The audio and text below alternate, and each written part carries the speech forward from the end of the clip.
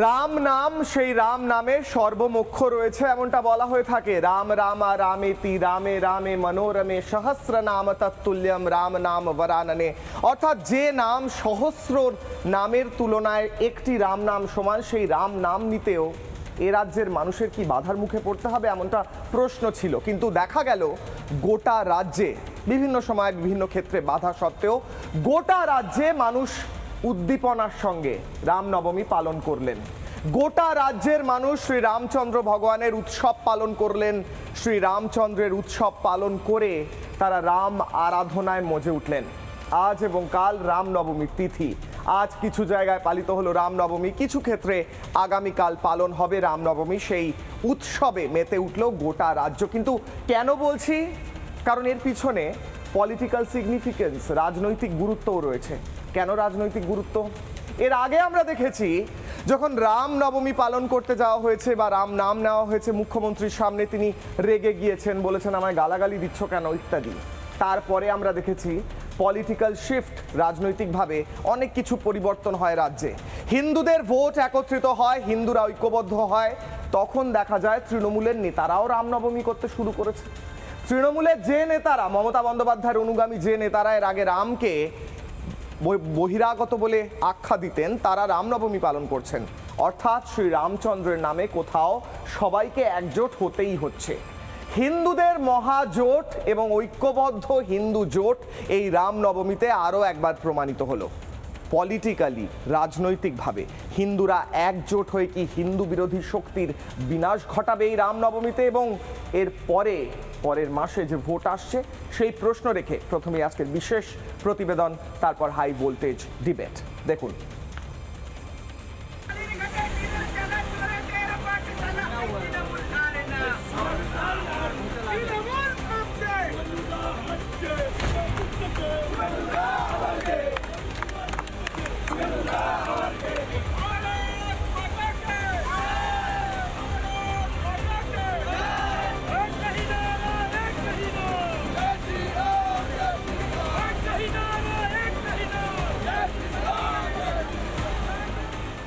হাজার চেষ্টা, হাজার ষড়যন্ত্র করেও আটকানো গেল না বাংলায় রামনবমী উদযাপন। বাংলায় হই হই করে পালিত হলো রামনবমী। রাজ্যের দিকে দিকে পুজো, যজ্ঞের আয়োজন, বর্ণাঢ্য শোভাযাত্রায় মানুষের ঢল।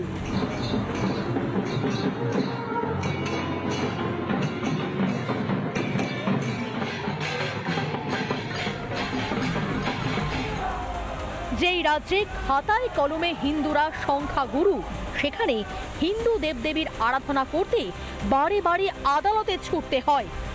দুর্গা পুজো থেকে রামনবমী সবেতেই লাগে হাইকোর্টের নির্দেশ। কিন্তু কেন এই পরিস্থিতি? এই বক্তব্যগুলোই তা স্পষ্ট করে দেয়। जानबूझ के एक गंदा धर्म जो इसने बनाया, जो एक जुमला पार्टी ने बनाया, वो धर्म को हम नहीं मानता है।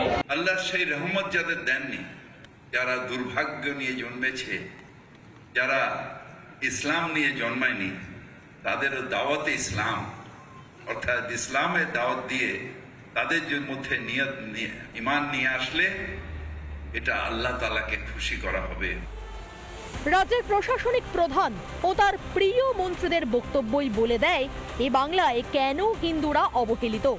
কিন্তু সেই লাঞ্ছনা বঞ্চনা আর সইবে না হিন্দুরা। এবার এক কাট্টা হচ্ছে সনাতনীরা। বিভাজন, মিথ্যাচারের রাজনীতির গালে চড় মেরে বাংলায় ঐক্যবদ্ধ সনাতনী হিন্দুরা। আর সেই সনাতনীদের জাগরণ ঐক্যই বাংলায় জঙ্গল রাজ শেষ করে আনবে সুদিন। রিপাবলিক বাংলা। শুদ্ধ ব্রহ্ম পরাৎপর রাম, রামকে শুদ্ধ ব্রহ্ম বলা হয়, স্বয়ং ঈশ্বর শ্রী রামচন্দ্র। তার নামে কার আপত্তি থাকতে পারে? কিন্তু আপত্তি থাকলেও হিন্দুরা শুনবে কেন? এ রাজ্যের হিন্দুরা একদিকে ঐক্যবদ্ধ হচ্ছে, মমতা বন্দ্যোপাধ্যায় বুঝতে পারছেন বিভিন্ন ক্ষেত্রে তোষণের রাজনীতি করে, হিন্দু বিরোধিতা করে হিন্দুরা তার বিরুদ্ধে চলে গিয়েছে। গতকাল আলোচনা করেছে শুধু হিন্দু নয়, সংখ্যালঘুরাও মমতা বন্দ্যোপাধ্যায়ের বিরুদ্ধে গিয়েছেন। কিন্তু মমতা বন্দ্যোপাধ্যায় মাথায় ভোটের অঙ্ক কি করছেন?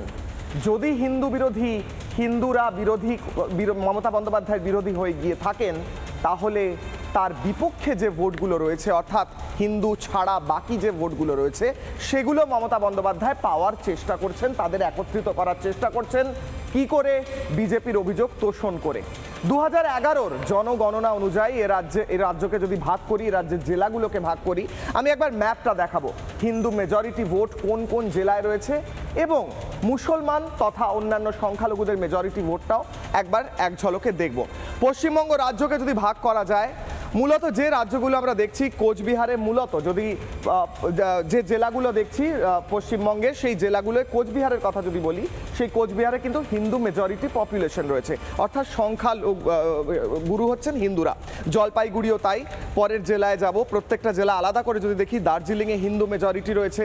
এছাড়া আলাদা আলাদা করে দেখি, উত্তর দিনাজপুরে কিন্তু উল্টোটা, মুসলিম মেজরিটি ভোট রয়েছে। এগুলো কিন্তু সম্পূর্ণভাবে জেলা হিসেবে ভাগ করে রাজনৈতিক কারণে আপনাদের বোঝানোর চেষ্টা করছি মমতা বন্দ্যোপাধ্যায় কি হিসেব করছেন। কোনো রকম সাম্প্রদায়িকতায় উস্কানি না দিয়ে মমতা বন্দ্যোপাধ্যায় বিভিন্ন সময় দিয়ে থাকেন, আমরা সাম্প্রদায়িক সম্প্রীতি মেনটেন করে আমরা শুধু বোঝানোর চেষ্টা করছি ভোটগুলো। পরের জেলা দক্ষিণ দিনাজপুর, হিন্দু মেজরিটি একটি জেলা, সেই জেলায় কিন্তু ভোট হিন্দুরা নির্ধারণ করে থাকেন। কিন্তু মালদহে আবার মুসলিম মেজরিটি জেলা, অর্থাৎ এখানে মুসলমান ভোট বেশি। সেখানে মমতা বন্দ্যোপাধ্যায় মাথায় ভাবছেন কিনা আমি জানি না, এখানে যদি ভোটগুলো এক কাট্টা করা যায়। মালদহে তাই মুসলিম মেজরিটি ভোট। পরের জেলার দিকে নজর রাখবো, মুর্শিদাবাদ মুসলিম মেজরিটি জেলা। গোটা জেলার জনসংখ্যা যদি ধরা হয়, তাহলে পার্সেন্টেজে 2011 সমীক্ষা অনুযায়ী এগিয়ে রয়েছেন মুসলিমরা জনসংখ্যায়। একদম রাজনৈতিক কারণে বলছি, পলিটিক্যাল কারণে বলছি, সাম্প্রদায়িক কারণে নয়। পূর্ব মেদিনীপুর হিন্দু মেজরিটি রয়েছে এই জেলায়। পরের জেলার দিকে নজর রাখবো, পূর্ব মেদিনীপুরের সাথে পশ্চিম মেদিনীপুর হিন্দু মেজরিটি জেলা। পূর্ব মেদিনীপুরে মমতা বন্দ্যোপাধ্যায় জগন্নাথ মন্দির বানিয়েছেন, সেই কারণেই হয়তো কিছুদিন আগে। পরের জেলার দিকে যদি নজর রাখা যায়, এক একটা জেলা ধরে ধরে বোঝানোর চেষ্টা করছি রাজনৈতিক অঙ্কটা কি। পুরুলিয়ার দিকে নজর রাখি, হিন্দু মেজরিটি। পরেরটা বাঁকুড়া, হিন্দু মেজরিটি, হিন্দু সংখ্যা গুরু রয়েছেন ওখানে হিন্দুরা। পরেরটা দেখি বীরভূম হিন্দু মেজরিটি জেলা। গোটা রাজ্যটাকে আমরা গ্রাফিক্যালি আপনাদের সামনে তুলে ধরছি রাজনৈতিক কারণে। উত্তর 24 পরগনা হিন্দু মেজরিটি, যদিও এখানে কিন্তু বারবার বিজেপি অভিযোগ করে থাকে জনসংখ্যা বদলে যাচ্ছে, জনবিন্যাস বদলে যাচ্ছে। কেন? অনুপ্রবেশের কারণে। দক্ষিণ 24 পরগনাও তাই, হিন্দু মেজরিটি, বিজেপির অভিযোগ জনসংখ্যা বদলাচ্ছে। বর্ধমান হিন্দু মেজরিটি। পরেরটা দেখি, পরের জেলা নদিয়া। আমরা জানি নদিয়ায় অত্যন্ত গুরুত্বপূর্ণ বেশ কিছু তীর্থক্ষেত্র রয়েছে, নবদ্বীপ মায়াপুর রয়েছে, সেটাও হিন্দু মেজরিটি। হাওড়া হিন্দু মেজরিটি, এখানেও আবার জনবিন্যাস বদলানোর অভিযোগ ওঠে। হুগলি হিন্দু মেজরিটি। এই যে জেলাগুলোর দিকে নজর রাখলাম, কলকাতাও হিন্দু মেজরিটি। এই জেলাগুলোর দিকে নজর রাখলাম। আমি কেন এই সংখ্যাগুলো দেখালাম? কারণ মমতা বন্দ্যোপাধ্যায়ের দেওয়ালে পিঠ থেকে গিয়েছে। হিন্দু মেজরিটি ভোট মমতা বন্দ্যোপাধ্যায় হয়তো মনে করছেন যে তার বিরুদ্ধে চলে গিয়েছে, এবং এই রামনবমীতে আবারও একবার প্রকাশিত হলো যে হিন্দু ভোট কিন্তু ঐক্যবদ্ধ হচ্ছে, যেটা এর আগে বাংলায় দেখা যায়নি, বা দেখা যাওয়ার সেই ট্রেন্ডটা বোঝা যায়নি। মমতা বন্দ্যোপাধ্যায় ভাবছেন যদি তোষণ করে যে মুসলিম মেজরিটি জেলাগুলো আছে, অথবা যে জেলাগুলোয় অন্য জেলাগুলোয় মুসলমান জনসংখ্যা বেশি আছে, সেখানে তোষণ করে যদি সেই ভোটটা এক কাট্টা করা যায়। আবারও বলছি রাজনৈতিক কারণেই আলোচনা করছি, মমতা বন্দ্যোপাধ্যায়ের রাজনৈতিক স্ট্র্যাটেজিটা বোঝার চেষ্টা করছি। আমি পরের গ্রাফিক্সটা দেখাবো। আমি বোঝানোর চেষ্টা করব 2011-র জনসংখ্যা কি ছিল যখন জনসংখ্যা গণনা হয়েছিল, জনগণনা হয়েছিল। এটা হচ্ছে মার্চের 31, 2011 সালে শেষ জনগণনা হয়। হিন্দু সংখ্যা 70.58% হিন্দু পশ্চিমবঙ্গে বাস করেন, 6,43,85,584। পরেরটা হচ্ছে মুসলিম জনসংখ্যা 2,46,54,824, 27.01%। পরেরটা খ্রিস্টান 6,56,618, 0.72%। এবং জৈন ধর্মের সংখ্যা 60,141, এবং এছাড়াও অন্যান্যরা রয়েছেন। সেই সময় জনসংখ্যা ছিল 9,12,76,112 2011 সালে। প্রশ্ন হচ্ছে, মমতা বন্দ্যোপাধ্যায় ক্ষমতায় এসেছিলেন 2011 সালের মে মাসের, সম্ভবত যদি ভুল না করে থাকি তাহলে 13 তারিখ। মে মাসের 13 তারিখ 2011 সালে মমতা বন্দ্যোপাধ্যায় ক্ষমতায় আসার পর এটা 2026, 15 বছর কেটে গিয়েছে। মমতা বন্দ্যোপাধ্যায়ও জানেন এবং গোটা রাজ্যের মানুষ জানে যে বারবার এ রাজ্যে জনসংখ্যা বদলানোর চেষ্টা হয়েছে কিভাবে অনুপ্রবেশ করিয়ে। এ রাজ্যের বর্ডারগুলোকে পোরাস রাখা হয়েছে, অর্থাৎ ওপার থেকে বাংলাদেশি অনুপ্রবেশকারী অনেক মুসলমান বারবার এ রাজ্যে এসেছেন এবং অনুপ্রবেশ ঘটিয়েছেন। সে অভিযোগ মমতা বন্দ্যোপাধ্যায়ের বিরুদ্ধে স্বয়ং প্রধানমন্ত্রী নরেন্দ্র মোদী যেমন করেছেন, তারই সঙ্গে সঙ্গে অমিত শাহ দেশের স্বরাষ্ট্রমন্ত্রী এসেও বারবার করেছেন এই শব্দই, ভাষা ব্যবহার করেছেন যে অনুপ্রবেশকারী ঢুকিয়ে এ রাজ্যের জনবিন্যাস পাল্টানোর চেষ্টা হয়েছে। এছাড়া জনবিন্যাস পাল্টানোর অন্যান্য অস্ত্রের মধ্যে ধর্মীয় কনভার্সন সহ অন্যান্য বিভিন্ন পদ্ধতি রয়েছে। প্রশ্ন হচ্ছে, মমতা বন্দ্যোপাধ্যায় কি মনে করছেন যে হিন্দুদের ভোট যদি হাত থেকে খানিকটা বেরিয়েও যায়, এই রামনবমীতে যেটা স্পষ্ট হচ্ছে, এই রামনবমীর উদ্দীপনা দেখে যেটা স্পষ্ট হচ্ছে, মমতা বন্দ্যোপাধ্যায় কি মনে করছেন তাহলে সংখ্যালঘু ভোটটা পেতে তোষণ করে, হিন্দু বিরোধিতা করে সংখ্যালঘু ভোট পেয়ে জিতে যাওয়া সম্ভব? কেন এই কথা বলছি? মমতা বন্দ্যোপাধ্যায় নিজের বক্তব্যে বারবার স্পষ্ট হয়েছে। তিনি এমন বক্তব্য রেখেছেন যা বারবার হিন্দুদের হৃদয়ে আঘাত করেছে। আবারও ডিসক্লেমার দিচ্ছি, কোনো রকম সাম্প্রদায়িক সম্প্রীতির বিরুদ্ধে আমরা নই। আমরা সাম্প্রদায়িক সম্প্রীতি চাই, আমরা ভালোবাসা চাই, সব ধর্মকে সমান হিসেবে দেখি এবং এই দেশে সব ধর্মের সমান অধিকার রয়েছে।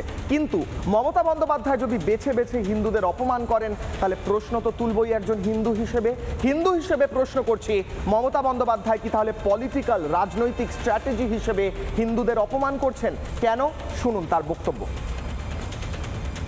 हम रामकृष्ण को धर्म मानता है, स्वामी विवेकानंद को धर्म मानता है, लेकिन हम जानबूझ के एक गंदा धर्म जो इसने बनाया, जो एक जुमला पार्टी ने बनाया, वो धर्म को हम नहीं मानता है। মহাকুম্ভ আমি নাইবা বললাম, ওটা এখন মৃত্যু কুম্ভ হয়ে গেছে, মৃত্যু কূপের মতো। প্ল্যানিং না করে এত হাইপ তুলে এত লোকের মৃত্যু বললেন 30 জন, কথাটা কি সঠিক? কত ডেড বডি ভাসিয়ে দিয়েছেন নদীতে? কালকে আমায় জিজ্ঞেস করছিল রাম মন্দির নিয়ে আপনার কি বক্তব্য, যেন আর কোনো কাজ নেই, একটাই কাজ আপনারা করছেন, করুন না, কে আপত্তি করেছে? আপনারা কোর্টের আন্ডারে করছেন, ইলেকশনের আগে একটা গিমিক শো করবেন বলে। তোমার যে রুট ছিল সেই রুট তুমি চেঞ্জ করলে কেন? তুমি আনঅথরাইজ রুটে গেছো, ইচ্ছা করে একটা কমিউনিটিকে ধাক্কা দেবার জন্য এবং হামলা করার জন্য। মমতা বন্দ্যোপাধ্যায় হিন্দু ধর্মকে গন্দা ধর্ম বলেছিলেন। মমতা বন্দ্যোপাধ্যায় কুম্ভকে মৃত্যু কুম্ভ বলেছিলেন। মমতা বন্দ্যোপাধ্যায় কোট আনকোট বলেছিলেন শ্রীরামকৃষ্ণ নাকি বলেছেন যত মাটি তত টাকা। মমতা বন্দ্যোপাধ্যায় বিভিন্ন সময় হিন্দুদের, বিভিন্ন মনীষীদের, মনি ঋষিদের এবং হিন্দুদের বিভিন্ন বিশ্বাসে আঘাত এনেছেন এবং মমতা বন্দ্যোপাধ্যায়ের নেতা নেত্রীরাও সেই একই কাজ করেছেন, সেটা সিদ্দিকুল্লাহ চৌধুরী হোক বা ফিরহাদ হাকিম। কেন? এটা কি স্ট্র্যাটেজি? এইবারের রামনবমীতে অভূতপূর্ব হিন্দু ঐক্য এবং সম্প্রীতি দেখে মমতা বন্দ্যোপাধ্যায় কি হেরে যাওয়ার ভয় পাচ্ছেন? কিশলয়ের অগ্নিবাণের প্রথম প্রশ্ন, প্রথম অগ্নিবাণ, যেখান থেকে আজকের ডিবেটের প্রথম অংশে যাব। রামনবমীর আজকের তিথিতে আমার প্রশ্ন, দুধেলগাই ভোট ব্যাংকে খুশি রাখতে কি হিন্দুদের অবহেলা করছেন মুখ্যমন্ত্রী? মুখ্যমন্ত্রী কি হিসেব করছেন যে সমস্ত সংখ্যালঘু ভোট যদি একদিকে হয়ে যায় তোষণের কারণে, হিন্দুদের অপমান করার কারণে, তাহলে তিনি জিতে যাবেন? এটা কি একটা পলিটিক্যাল স্ট্র্যাটেজি? এটা কি রাজনৈতিক একটা প্ল্যান? প্রশ্ন করব। নানা ধরনের কন্টেন্ট দেখার জন্য লাইক করুন, শেয়ার করুন আমাদের ফেসবুক পেজ, সাবস্ক্রাইব করুন আমাদের ইউটিউব চ্যানেল। পাশাপাশি অন্যান্য ব্রেকিং নিউজের জন্য অবশ্যই চোখ রাখুন রিপাবলিক বাংলায়।